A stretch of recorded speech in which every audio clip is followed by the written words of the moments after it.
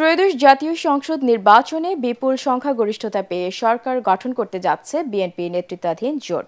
299টি আসনের মধ্যে এখন পর্যন্ত বেসরকারি ফলাফলে 208টি আসনে জয় পেয়েছে দলটির ধানের শীষ প্রতীকের প্রার্থীরা। এদিকে নিরঙ্কুশ বিজয় পেলেও দলের কাউকে আনন্দ মিছিল সভা সমাবেশ না করতে নির্দেশ দিয়েছেন দলের চেয়ারম্যান তারেক রহমান। বাদ জুম্মা দেশজুড়ে শুকরিয়া আদায়ে দোয়া মোনাজাতের কথাও জানান তিনি।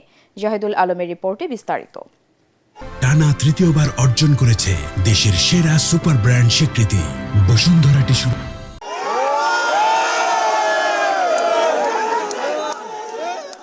দীর্ঘ ২০ বছর পর চতুর্থবারের মতো সরকার গঠনের পথে জিয়াউর রহমানের প্রতিষ্ঠিত গণতন্ত্রকামী দল বিএনপি।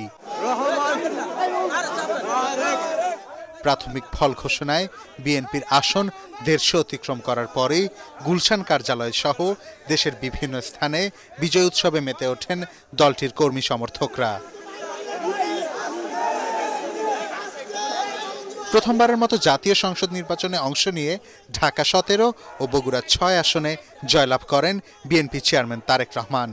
নির্বাচনে নিরঙ্কুশ জয় পেলেও কোনো ধরনের আনন্দ মিছিল না করে শুকরিয়া আদায়ে দেশজুড়ে জুম্মার নামাজ আদায়ের পর দোয়া মোনাজাতের নির্দেশ দেন তিনি।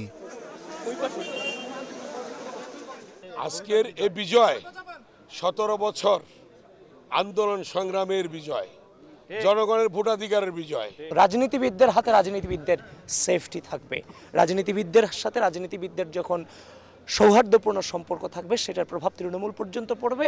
এদিকে রাতে রাজধানীর গুলশানে বিএনপির কেন্দ্রীয় নির্বাচন পরিচালনা কমিটির মুখপাত্র ও দলের চেয়ারম্যানের উপদেষ্টা মাহদি আমিন সংবাদ সম্মেলন করেন।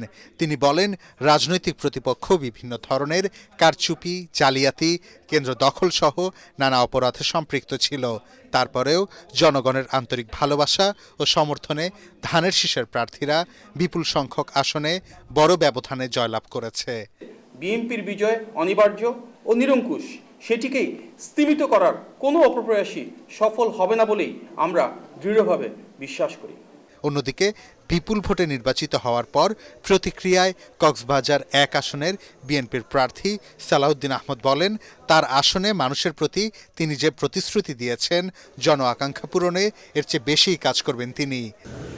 প্রতিষ্ঠা করা দল এবং আইনের শাসন প্রতিষ্ঠা করা দল, বিচার বিভাগের স্বাধীনতা নিশ্চিত করার দল, গণমাধ্যমের স্বাধীনতা নিশ্চিত করার দল, সেই ১৯৭৯ সাল থেকে। তো সুতরাং রাষ্ট্র পরিচালনার ক্ষেত্রে বিএনপি কখনো কখনো দুই একটি ভুল করতে পারে, যেটা খুব স্বাভাবিক রাষ্ট্র পরিচালনায় থাকলে। তাছাড়া এদেশের মানুষ বিচার করেছে যে বিএনপির হাতেই এ দেশ নিরাপদ। এছাড়া নির্বাচনে ঠাকুরগাঁও ১ আসনে মির্জা ফখরুল ইসলাম আলমগীর, ঢাকা ৮ আসনে মির্জা আব্বাস, নাটোর ২-এ রুহুল কুদ্দুস তালুকদার দুলু, দিনাজপুর ৬-এ AZM জাহিদ হোসেন, নেত্রকোনা ৪-এ লুৎফুজ্জামান বাবর, নরসিংদী ২-এ আব্দুল মঈন খান, পটুয়াখালী ৩-এ বিএনপি জোটের গণ অধিকার পরিষদ নেতা নুরুল হক নূর, ভোলা ১-এ বিএনপি জোটের বিজেপির আন্দালিব রহমান পার্থ, ভোলা ৪-এ নুরুল ইসলাম নয়নের মতো হেভিওয়েট প্রার্থীরা জয়লাভ করেন। এবারের নির্বাচনে বিএনপি, জামায়াত ইসলামী, জাতীয় নাগরিক পার্টি সহ মোট ৫০টি দল প্রতিদ্বন্দ্বিতা করেছে। জাহিদুল আলম, ATN বাংলা, ঢাকা।